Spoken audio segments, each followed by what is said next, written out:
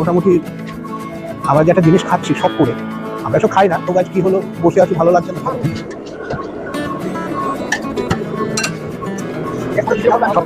বলছি কদিন বেরোনো হয় সপ্তাহে? সারা সপ্তাহে একটা দিন একটা যায়। আর আমি এটা পারবো বানাতে? হ্যাঁ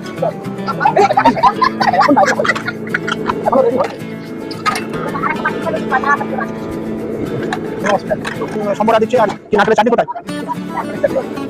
নারকেলের চাটনি, সম্বর, এসবগুলো সাম্বার আছে।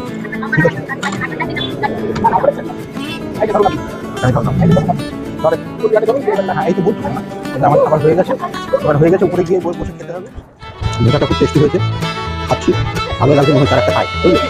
তো আর একটা খেতে গেছে, খেতে দেবে না, দেখা দেখি করবো।